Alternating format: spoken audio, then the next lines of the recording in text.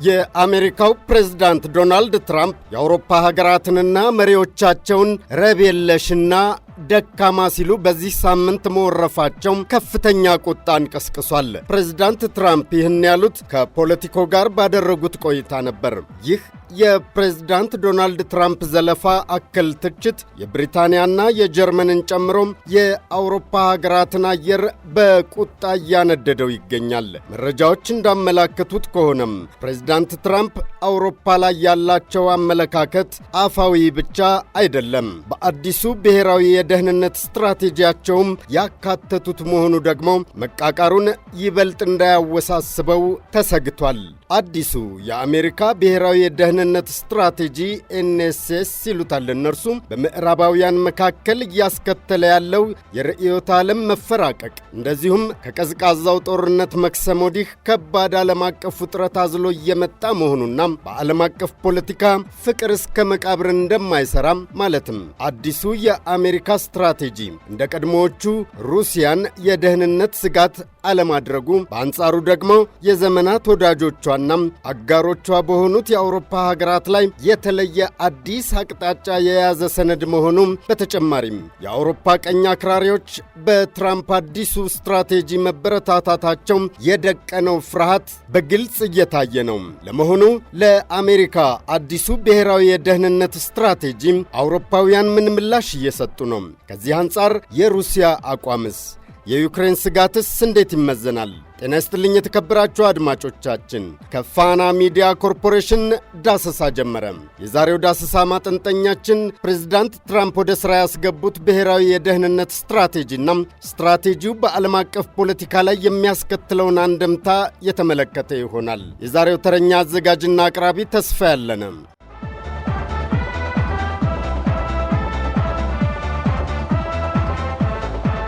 የአሜሪካ መንግሥት አዲስ ያወጣው ብሔራዊ የደህንነት ስትራቴጂ እንደሚለው ከሆነም አውሮፓ የስልጣኔ መሟሸሽ ከፊቷ ተደቅኗል ሲል ያሳስባል።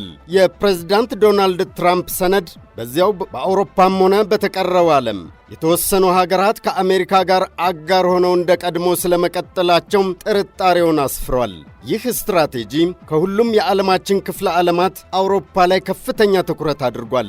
33 ገጽ ያለው ይህ የአሜሪካ ብሔራዊ የደህንነት ስትራቴጂ ፕሬዝዳንት ዶናልድ ትራምፕ በዓለም አቀፍ ደረጃ ያላቸውን ምልከታም እንደዚሁም የሚከተሉትን አቅጣጫ በግልጽ የያዘ ነው። ፕሬዝዳንት ዶናልድ ትራምፕ ራሳቸው እንደሚሉት ከሆነ ይህ ብሔራዊ የደህንነት ስትራቴጂ በሰው ልጅ ታሪክ ውስጥ ታላቅና ስኬታማ ሀገር ሆነን እንድንቀጥል የሚያደርገን አመላካች ነው ሲሉ ተናግረዋል። ቢቢሲ በዚህ ሳምንት ይዞት በወጣ መረጃ ይህንን የፕሬዝዳንት ትራምፕ ስትራቴጂ በተመለከተም የአውሮፓ ፖለቲከኞች የተለያዩ ምላሾችን መስጠት መጀመራቸውን አስፍሯል። የጀርመን ውጭ ጉዳይ ሚኒስትር ጆሃን ዋዴፑል አገራቸው ከውጭ የሚመጣ ምክር አያስፈልጋትም ማለታቸው በዘገባው ተጠቅሷል።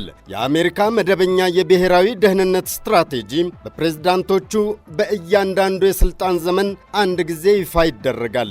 ይህ የአሜሪካ የብሔራዊ ደህንነት ስትራቴጂ ለወደፊት ፖሊሲዎችና በጀቶች ማዕቀፍ ሆኖ የሚያገለግል ሲሆን በተጨማሪም ፕሬዝዳንት ትራምፕ ቅድሚያ የሚሰጧቸው ጉዳዮች የትኞቹ እንደሆኑ ለዓለም አቀፉ ማህበረሰብ የሚያመላክት ነው። ይህ ሰነድ ፕሬዝዳንት ትራምፕ በዚህ ዓመት መጀመሪያ ላይ ለተባበሩት መንግስታት ድርጅት ካደረጉት ንግግር ጋር ተመሳሳይ ነው። ፕሬዝዳንት ትራምፕ በዚያ ንግግራቸው የምዕራብ አውሮፓ ሀገራት ፍልሰትን በተመለከተና የንጹሕ ኢነርጂ አቅርቦትን በተመለከተም ስለሚከተሏቸው ፖሊሲዎች በመጥቀስ ከባድ የሆነ ነቀፋን መሰንዘራቸው የሚታወስ ነው። ይህ አዲሱ ሰነድም ፕሬዝዳንት ትራምፕ ከዚህ ቀደም የያዙትን አቋም የሚያጠናክር ሲሆን የምዕራባውያን ማንነት እንዲታደስ ጥሪ የቀረበበት ነው።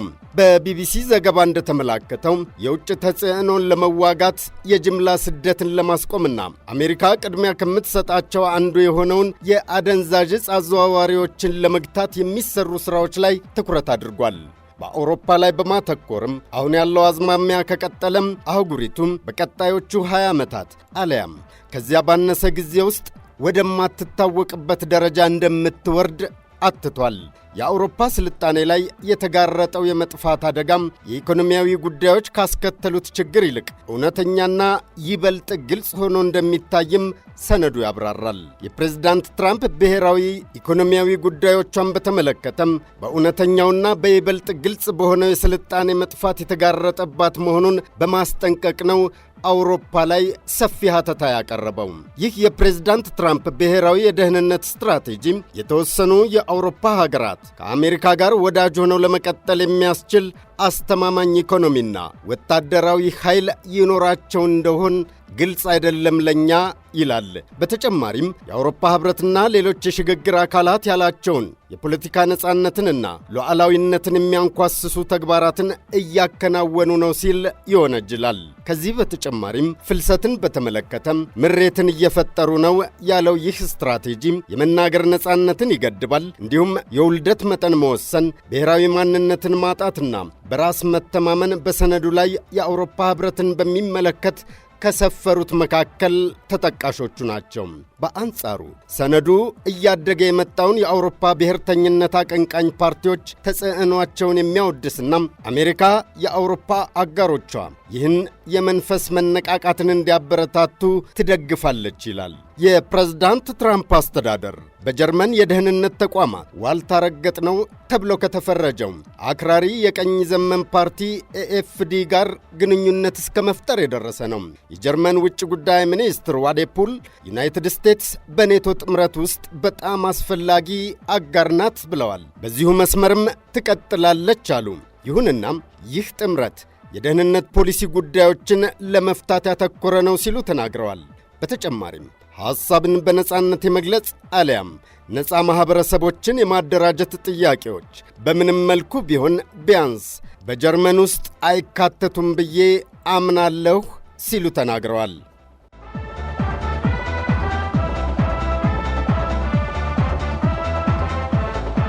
የጀርመን መንግሥት ይፋ ልሳኔ የሆነው ዶቼ ቬለም ተመሳሳይ ዘገባን አውጥቷል።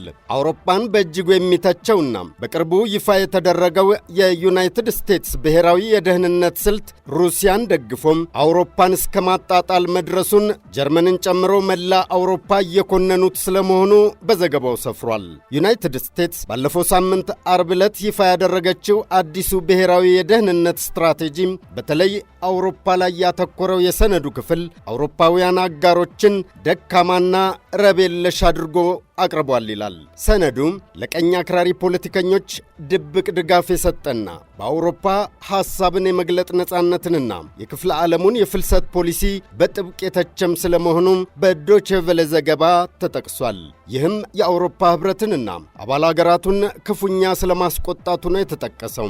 የኅብረቱ አባል ሀገራት የመሪዎች ምክር ቤት ፕሬዝዳንት አንቶኒዮ ኮስታም ዩናይትድ ስቴትስ በአውሮፓውያን ጉዳዮች ጣልቃ መግባቷን ስለመቃወማቸውም ጠቅሷል። የአውሮፓ ዜጎችም የትኛዎቹ ፓርቲዎች ሊመሯቸው እንደሚፈልጉ የሚወስኑት እነርሱ ራሳቸው መሆናቸውን ኃላፊው መግለጻቸውን በዘገባው ተጠቅሷል። የአውሮፓ ኅብረት ባለሥልጣናት ብቻ ሳይሆኑ የጀርመንና የሌሎች የኅብረቱ አባል ሀገራት መሪዎችም በተለይ አውሮፓ ላይ ባተኮረው የሰነዱ ክፍል ላይ አስተያየታቸውን ሰጥተዋል። በሰነዱ ስለ አውሮፓ የሰፈረውን የተለየ አገላለጽ በመቃወም ቅሬታቸውን ካቀረቡት መካከል ጀርመን አንዷ ናት። የጀርመን ውጭ ጉዳይ ሚኒስትር ዮሐን ቫዴፉል የዩናይትድ ስቴትስ የደህንነት ስልት ሰነድን እንደሚገመግሙና ጉዳዩን ከሚያውቁ ባለሙያዎች ጋርም እንደሚመክሩበት ይፋ አድርገዋል። ዩናይትድ ስቴትስ ዋነኛዋ አስፈላጊ አጋር ሆና እንደምትቀጥል ያረጋገጡት ቫዴፉል ሆኖም በሰነዱ ውስጥ ከተጠቀሰው የማይስማሙባቸው ነጥቦች ስለመኖራቸው መጥቀሳቸውን ዶቼ ቬለ ዘግቧል። በጀርመን ፌዴራል ሪፐብሊክ ውስጥ ሐሳብን በነጻነት የመግለጽ ጥያቄዎች ወይም እዚህ ጀርመን የነጻው ኅብረተሰባችን አደረጃጀት ጉዳይ የዚህ አካል በመሆናቸው አላምንም ወይም ማንም በዚህ ጉዳይ ላይ ምክር ሊሰጠን ይገባል ብለን አናምንም። ነገር ግን ይህ በሕገ መንግሥታዊ ሥርዓታችን የተደራጀ ነው ብለንም እናምናለን። ለዚህ ደግሞ የሦስቱ የመንግሥት አካላት ሥራ አስፈጻሚው፣ የሕግ አውጪውና የፍትሕ አካላት ብቻ ሳይሆን ነፃ ሚዲያም ጭምር አለ። እዚህ ላይ ለዚህ አስፈላጊነት ትልቅ ቦታ እንሰጣለን። እናም የጀርመን ፌዴራል ሪፐብሊክ እስካሁን ድረስ እነዚህን ጉዳዮች በውስጥ ሲመክርባቸው ቆይቷል። በእነዚህ ጉዳዮች ላይ ወደፊትም በራሳችን መወያየት እንደምንችል እናምናለን። እናም ምንም አይነት የውጭ ምክር አያስፈልገንም ማለታቸውን ዶይቼ ቬለ ዘግቧል። ከዚሁ ጋር በተያያዘም የጀርመን መራሄ መንግሥት ፍሬድሪሽ ሜርስም ተመሳሳይ ወቀሳ ስለመሰንዘራቸው በዘገባው ተመላክቷል። ሜርስ በሰጡት አስተያየት ጉዳዩ አዲስ እንዳይደለም ወደ ኋላ መለስ በማለት አስታውሰዋል። ባለፈው ሳምንት ያነበብነው አሉ መራሄ መንግሥት ፍሬድሪሽ ሜርስ የአሜሪካ ምክትል ፕሬዝዳንት ጄዲ ቫንስ ባለፈው የካቲት በሙኒኩ የጸጥታ ጉባኤ ላይ ከተናገሩት ጋር ይመሳሰላል። ከሰነዱ የተወሰነውን ክፍል መረዳት ይቻላል። ሆኖም አንዳንዶቹ ከእኛ ከአውሮፓውያን አመለካከት አንጻር ተቀባይነት የላቸውም። አሜሪካውያን አሁን በአውሮፓ ዴሞክራሲን ለማዳን መፈለጋቸው እኔ እንደማስተውለው ፈጽሞ አስፈላጊ አይደለም። መዳን ቢያስፈልገው ኖሮ ያንን እኛው ብቻችንን እናደርገዋለን ያሉት መራሄ መንግሥት ፍሬድሪሽ ሜርስ አዲሱም የዩናይትድ ስቴትስ ብሔራዊ የደህንነት ስትራቴጂ ከቀደሙት መሰል ሰነዶች የተለየ መሆኑን የዘገበው ጀርመን ድምፅ አውሮፓዎችን ያስቆጣው የአሜሪካ አዲሱ የደህንነት ስትራቴጂ አውሮፓዎች የደህንነታችን ስጋት የሚሏትን ሩሲያን ግን አስደስቷል። ሩሲያ ሰነዱን በደስታ ተቀብላለች። የክሬምሊን ቃል አቀባይ ዲሚትሪ ፔስኮቭ ሰነዱን ከሩሲያ ራዕይ ጋር አብሮ የሚሄድ ሲሉ ማወደሳቸው ተጠቅሷል። በአዲሱ ጽንሰ ሐሳብ ውስጥ የምናያቸው ልዩነቶች በእርግጥም ለእኛ አስደሳች ይመስላሉ። ገንቢ ውይይትና ወዳጃዊ ግንኙነቶችን የመገንባት አስፈላጊነትም ይጠቅሳል።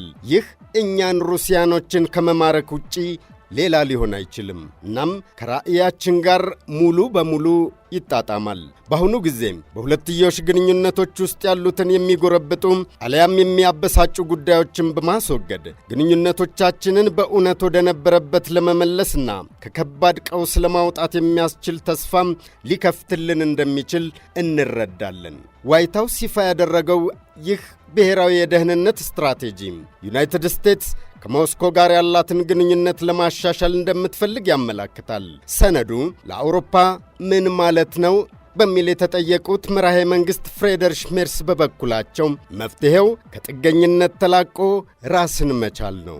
ይህ ለደህንነት ፖሊሲ ትብብራችን ምን ማለት እንደሆነ የቀረበው ጥያቄ በእርግጥ በጣም አስፈላጊ ጥያቄ ነው አሉ መራሄ መንግሥት ሜርስ። ይህ በአውሮፓም ሆነ በጀርመን በደህንነት ፖሊሲ ረገድ ከአሜሪካ ይበልጥ ነፃ መሆን እንዳለብን ያለኝን ግምገማ ያረጋግጣል። ይህ አያስደንቅም። ነገር ግን አሁን እንደገና ተረጋግጧል። ይህ የራሳቸው የአሜሪካውያን አዲሱ ስትራቴጂ ነውና በእርግጥም አሜሪካ ትቅደም የሚለው ሐሳባቸው በተለይ በዚህ ሰነድ ላይ ጠንከር ብሎ ተገልጿል ነው ያሉት ፍሬድሪሽ ሜርስ።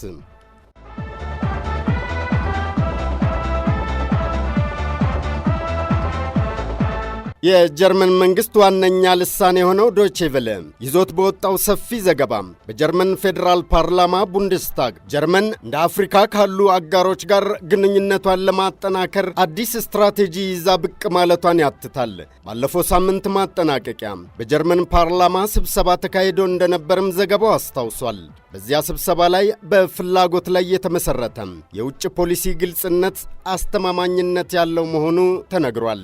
ስብሰባው ኢኮኖሚያዊ፣ ጂኦፖለቲካዊና ማኅበራዊ እሴቶችን የዘረዘረም ነበር። በዚያ ስብሰባ ላይ የተለያዩ የአፍሪካ ሀገራት አምባሳደሮችና የተለያዩ የአፍሪካ ተቋማት ተወካዮች የተገኙበትም ነበር። ከዚያም ሌላ የጀርመን የውጭ ጉዳይ ሚኒስቴር ሚኒስትር ዴኤታ እንዲሁም የጀርመን ፓርላማ ቡንደስታግ አባላት፣ የጀርመን ተቋማት ተወካዮች እና ከአፍሪካ ሀገራት የተወከሉ አምባሳደሮች ተሳትፈውበታል። በዚያ ውይይት ላይ ጀርመን ከአፍሪካ ጋር ያላትን ግንኙነት የምታጠናክርባቸው ጉዳዮች በሰፊው ተነስተዋል። በዚያ ውይይት ጀርመን ከአፍሪካ ጋር ያላትን ግንኙነት በምታጠናክርባቸው ጉዳዮች ላይ ሐሳቦች ተሰንዝረዋል። ላብነት ያህል ኢትዮጵያ በተለይ በአየር ንብረት፣ በኃይል ምንጭና በሙያ ሥልጠና ዘርፍ የጋራ ትብብርን በተመለከተም በዚያ ውይይት ከተነሱት ነጥቦች መካከል እንደሆነም ዶይቼ ቬለ ዘግቧል። የአሜሪካ ብሔራዊ የደህንነት ስትራቴጂ አውሮፓን ክፉኛ ደካማ አድርጎ መሳሉና ይህ ሁኔታ አፋዊ ብቻ ሳይሆን በፖሊሲና ስትራቴጂ የተደገፈ የፕሬዝዳንት ዶናልድ ትራምፕ አቋም መሆኑ መንጸባረቁ ደግሞ አውሮፓውያን ፊታቸውን ወደ ሌሎች አጋሮች እንዲያዞሩና ራሳቸውን ከቀደመውም የበለጠ እንዲያጠናክሩ ገፊ ምክንያት የሆነ ይመስላል። ቻተም ሃውስ ላይ የወጣ አንድ ትንታኔ እንደሚያመላክተው ይህ የፕሬዝዳንት ትራምፕ ብሔራዊ የደህንነት ስትራቴጂ ሁለት ዋና ክፍሎች አሉት። የመጀመሪያው ከኢኮኖሚ ጋር የተያያዘ ሲሆን ሁለተኛው ደግሞ የዴሞክራሲ አቅጣጫን የተመለከተ ነው ይላል። ኢኮኖሚን በተመለከተም ግልጽ የሆነው አመክንዮ ዩናይትድ ስቴትስ በሀገር ውስጥ ጠንካራ ለመሆን በንግድ ስኬታማ መሆን አለባት። እንዲሁም በሀገር ውስጥ ያለው ጥንካሬም በውጭ ሀገራት የወደፊት ድሎችን ያጎለብትልናል ይላል። ትክክል ነው። ነገር ግን እነዚያን የበለጠ የበለጸጉ የንግድ ግንኙነቶችን እንዴት መገንባት እንደሚቻል የሚለው ጥያቄም ከፖሊሲ ጋር የሚገናኙበት ቁልፍ ቦታ ነው። ስትራቴጂው ወደ ኢንዱስትሪያዊነት፣ ጠንካራ የመከላከያ ኢንዱስትሪ መሠረትና ወሳኝ ማዕድናትንና ሀብቶችን ማስጠበቅን የተመላከተበት ነው። ይህ ሁሉ ትክክልና ጥሩ ነው ይላል ቻተም ሃውስ ላይ የወጣው ትንታኔ። እንዴት የሚለው ነው ከባዱ በማለት የአሜሪካ ንግዶች በአሜሪካ መንግሥትና በአሜሪካ የግሉ ዘርፍ መካከል የጠበቀ ትብብር በሚለው ግልጽ ጥሪ በጥልቅ ሊበረታቱ ይገባል። አስፈላጊው ነገር ፕሬዝዳንቱ እያንዳንዱን አምባሳደር ለአሜሪካ ንግድ ሻምፒዮንነት እንዲያገለግሉ መሾማቸው ነው። ሁሉም ኤምባሲዎቻችን በያሉባቸው ሀገራት ውስጥ ስላሉት ዋና ዋና የንግድ ዕድሎች በተለይም ዋና ዋና የመንግሥት ኮንትራቶች ማወቅ መረዳት አለባቸው ይላል ስትራቴጂው። ከነዚህ ሀገራት ጋር የሚገናኝ እያንዳንዱ የአሜሪካ መንግሥት ባለሥልጣንም የሥራቸው አካል የአሜሪካ ኩባንያዎች እንዲወዳደሩና ጨረታዎችንም እንዲያሳኩ መርዳት መሆኑን መረዳት አለበት የሚል አቋም ተንጸባርቆበታል። የዚህ ብሔራዊ የደህንነት ስትራቴጂ ሁለተኛው አንጓ ደግሞ ዴሞክራሲን የተመለከተ ነው። በትንታኔው ላይ እንደተመላከተው ከሆነ ደግሞ የአሜሪካ ብሔራዊ የደህንነት ስትራቴጂ ለዴሞክራሲ ያለው አመለካከት በጣም ጨለምተኛ ነው ይላል። አስተዳደሩ ለዴሞክራሲ ማሻሻያዎች መግፋት ቅድሚያ በሚሰጣቸው ነገሮች ዝርዝር ውስጥ በጣም ዝቅተኛ እንደሆነ ጠቅሷል። በመሆኑም አዲሱ የአሜሪካ ብሔራዊ የደህንነት ስትራቴጂ በዓለም አቀፍ ደረጃ ከዴሞክራሲ ይልቅ የአሜሪካን ጡንቻ ይበልጥ በኢኮኖሚ ማፈርጠም ላይ ያተኮረና አሜሪካ ትቅደም የሚለውን መፈክር በተግባር ማረጋገጥ ወደሚያስችል አቅጣጫ እንዲመራ ተደርጎ የተቀረጸ ነው ማለት ይቻላል። በዚህ ብሔራዊ የደህንነት ስትራቴጂ አውሮፓውያን የመከፋታቸውንና የመቆጣታቸውን ያህል ሩሲያ በከፍተኛ ደረጃ የመደሰቷን ያህል ዩክሬን ምን አለች? ይህ ጥያቄ በአጠቃላዩ የአውሮፓ ማዕቀፍ ውስጥ የሚታይ ቢሆንም ዩክሬን በተናጠል በፕሬዝዳንት ትራምፕ አዲሱ ብሔራዊ የደህንነት ስትራቴጂ ስጋት ገብቷታል ማለት ይቻላል። ፕሬዝዳንት ቮሎዲሚር ዜሌንስኪ ኪየቭ ለወደፊት ጥቃት እንድትጋለጥ የሚያደርጋትን ስምምነት አሜሪካ እንዳትደግፍ በአውሮፓና በኔቶ መሪዎች በኩል ግፊት በማድረግ ላይ ናቸው። የፕሬዝዳንት ትራምፕ አዲሱ ባለ 33 ገጹ ብሔራዊ የደህንነት ስትራቴጂ ይፋ ከሆነ በኋላ ፕሬዝዳንት ቮሎዲሚር ዜሌንስኪ አስተያየታቸውን ሰንዝረዋል። ዩክሬን በዚህ የፕሬዝዳንት ትራምፕ ስትራቴጂ ከፍተኛ ጥርጣሬ የገባት መሆኑ በፕሬዝዳንቷ ጭምር የተንጸባረቀ ሲሆን ፕሬዝዳንት ትራምፕ ለዚህ ምላሽ የሚመስል አጸፋ ሰጥተዋል። ባለፈው እሁድ ትራምፕ በፖለቲኮ በኩል በሰጡት ቃለ ምልልስ ላይ እንደጠቀሱት አገራቸው አሜሪካ ዩክሬን ሰላም እንድትሆን የሚቻላትን ጥረት እያደረገች ነው ብለዋል። እንዲህ አሉ። የዩክሬን ተደራዳሪዎች በአሜሪካ የቀረበውን ሐሳብ ወደውታል። ይሁንና ይህንን የሰላም ሰነድ ፕሬዝዳንት ዜሌንስኪ ግን እስካሁን ድረስ ፈጽሞ አላነበቡትም ነው ያሉት። አዲሱ ብሔራዊ የደህንነት ስትራቴጂ የፕሬዝዳንት ትራምፕን የአሜሪካ ትቅደም አቅጣጫ ተከትሎ የተቀረጸ ሲሆን በዓለም አቀፍ ደረጃ በአውሮፓም ይሁን በእስያ፣ በላቲን አሜሪካም ይሁን በአፍሪካ፣ በመካከለኛው ምስራቅም ይሁን በአፍሪካ ቀንድና በአጠቃላይ በዓለም አቀፍ የመልክዓ ፖለቲካና የመልክዓ ኢኮኖሚ አሰላለፍ ላይ ወደፊት ከፍተኛ ለውጥ እንደሚያመጣ የሚጠበቅ ነው። የተከበራችሁ አድማጮቻችን ከፋና ሚዲያ ኮርፖሬሽን ሲተላለፍላችሁ የቆየው ሳምንታዊው ዳሰሳም የእስካሁኑ ነበር። ሳምንት በሌላ ርዕሰ ጉዳይ እንገናኛለን። የዛሬው ተረኛ አዘጋጅና አቅራቢ ተስፋ ያለነ ነኝ። ጤና ይስጥልኝ።